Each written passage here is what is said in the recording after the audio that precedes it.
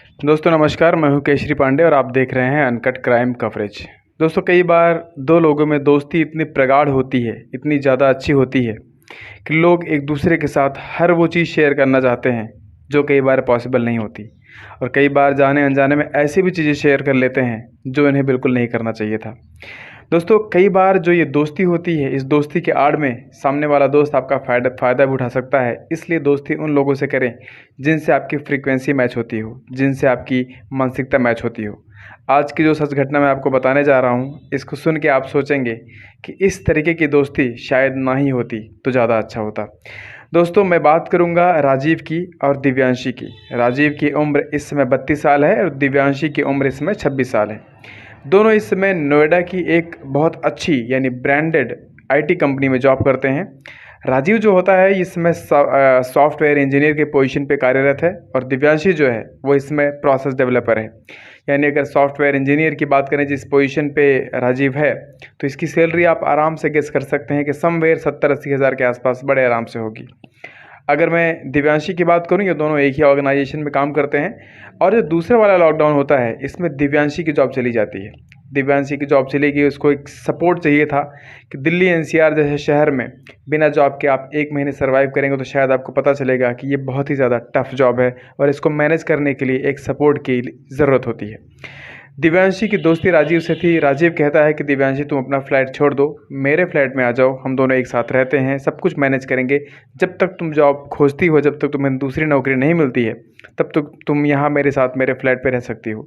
दिव्यांशी बिल्कुल अपना flat switch कर लेती है और वो राजीव के पास आ जाती है। राजीव और दिव्यांशी एक ही फ्लैट में आते हैं और बहुत टाइम तक साथ रहते हैं और इसी ड्यूरेशन में इन दोनों को एक दूसरे से प्यार हो जाता है। दिव्यांशी आ तो जाती है लेकिन राजीव के रूम पे, राजीव के फ्लैट पे उसके जो पुराने दोस्त होते हैं, नए दोस्त होते हैं, उन सबका लगातार आना जाना लगा रहता है और सबको फील होता है कि एक नई लड़की कौन सी है। और राजीव सबको इंट्रोड्यूस कराता है कि मेरी नई दोस्त दिव्यांशी है, जबकि हकीकत में जो राजीव की ये दोस्त थी, ये दोस्त से कहीं ज़्यादा आगे बढ़ चुकी थी। ये प्रेमिका के रूप में अब इसकी ज़िंदगी में आ चुकी थी। अब दोस्तों अगर आप बात करेंगे कि अगर आप मॉडर्निटी की बात करें, तो आजकल एक ट्रेंड बहुत ज़्यादा चल रहा है जिसको हम बोलते हैं डेस्टिनेशन वेडिंग। यानी एक ऐसी शादी, ऐसी जगह पे शादी करेंगे जो ना ही लड़के का परिवार होता है, ना ही लड़के का जो नेटिव प्लेस होता है, ना ही लड़की का गांव होता है, ना ही लड़की का शहर होता है। दोनों एक ऐसे शहर में जाते हैं, अनजान शहर में, जहां दोनों को जानने वाला कोई नहीं होता। और ऐसी जगह शादी के जो फंक्शन होता है उसको बड़े आराम से मैनेज किया जाता है और उनके जो गिने चुने दोस्त होते हैं, गिने चुने फ्रेंड्स होते हैं, फैमिली वाले होते हैं, वही लोग जाते हैं। इसको बोलते हैं डेस्टिनेशन वेडिंग। और ऐसा ही ख्याल आया राजीव के मन में कि मैं दिव्यांशी से शादी करूंगा और यहाँ मैं शादी नहीं करूंगा, मैं डेस्टिनेशन वेडिंग करूंगा। डेस्टिनेशन वेडिंग के लिए इन्होंने जो जगह चुनी उसका नाम है नैनीताल। नैनीताल में ये लोग जाते हैं, जिम कॉर्बेट में पूरी फैमिली सब लोग घूमते हैं और गिने चुने दोस्तों के साथ इनकी शादी होती है, जिनमें फैमिली वाले 3-4 ही होते हैं और बाकी सारे के सारे जो दोस्त होते हैं पुराने जिगरी, वही लोग होते हैं। अब आपको पता होगा कि डेस्टिनेशन वेडिंग में दारूबाजी, पार्टीबाजी, ये सारी चीज़ें बहुत ज़्यादा चलती है। हालांकि ये सब चीज़ें नहीं करनी चाहिए इन सब शुभ वाले अवसर पे, लेकिन अपनी अपनी मेंटलिटी है तो मैं इसमें अपना कोटेशन या फिर अपनी राय नहीं देना चाहता।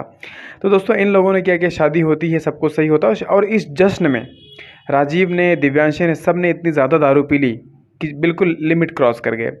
जब ये लोग सुहाग रात के लिए उस कमरे में जाते हैं तो राजीव दारू पी के बिल्कुल सो जाता है और उसी कमरे में राजीव का दोस्त जो होता है अनम, अनम आता है। दिव्यांशी को पता ही नहीं होता है कि उसके कमरे में उसके साथ कौन क्या कर रहा है। राजीव की जगह अनम ने दारू पी के दिव्यांशी के कपड़े खोले और दिव्यांशी के साथ वो सब कुछ कर दिया जो राजीव को उस दिन करना चाहिए था। वो जो स्पेशल नाइट थी वो राजीव के लिए थी, लेकिन राजीव तो दारू पी के सो गया था और वो सारा काम कर देता है अनम।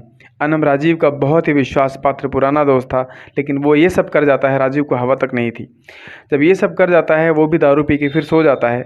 जब राजीव की सुबह आँख खुलती है तो देखता है कि उसकी पत्नी दिव्यांशी और उसका दोस्त अनम एक एक ही बेड पे लेटे हुए हैं और दोनों के शरीर पे एक भी कपड़ा नहीं था। राजीव को समझते हुए देर नहीं लगती है कि इन दोनों के बीच में रात को क्या हुआ था। राजीव उठता है और एक डंडा ले आता है वहाँ पे और अपने दोस्त अनम के सर पे बैक टू बैक कई बार वार करता है और अनम की वहीं पे मृत्यु हो जाती है। जब ये घटना खुलती है, पुलिस स्टेशन पे जाती है, वहाँ आसपास के दोस्त इकट्ठे होते हैं, फैमिली वाले इकट्ठे होते हैं, तो सबको ये बात पता चलती है और सब के सब शॉक्ड रह जाते हैं।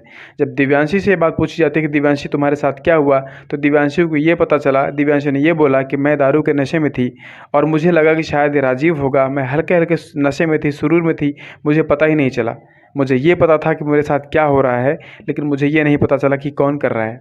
और फाइनली एक दोस्त ने दूसरे दोस्त की हत्या कर दी और उसकी जो वाइफ़ थी, उसकी इज़्ज़त भी चली गई। तो दोस्तों मॉडर्निटी अच्छी बात है, लेकिन मॉडर्निटी के साथ-साथ अपनी संस्कृति पे अपना पहरा रखना, अपने आप को ज़िम्मेदार बनाना, रिस्पॉन्सिबल बनाना और कहीं न कहीं इस सारे ओकेज़न में अपनी जो ख़ास दुल्हन है, आपकी जो ख़ास वाइफ़ है, उससे अपने दोस्तों की थोड़ी-सी दूरी मेंटेन करना बहुत ज़रूरी है। क्योंकि आज के डेट में लोग इतने ज़्यादा कैज़ुअल हो गए हैं कि बहुत ज़्यादा क्लोज़नेस आपके लिए विश्वासघात साबित हो सकती है। आशा करता हूँ ये वीडियो आपके लिए इन्फॉर्मेटिव रही होगी। अगर इन्फॉर्मेटिव रही हो तो सब्सक्राइब करके सपोर्ट ज़रूर कीजिएगा। तब तक के लिए जय हिंद, जय भारत।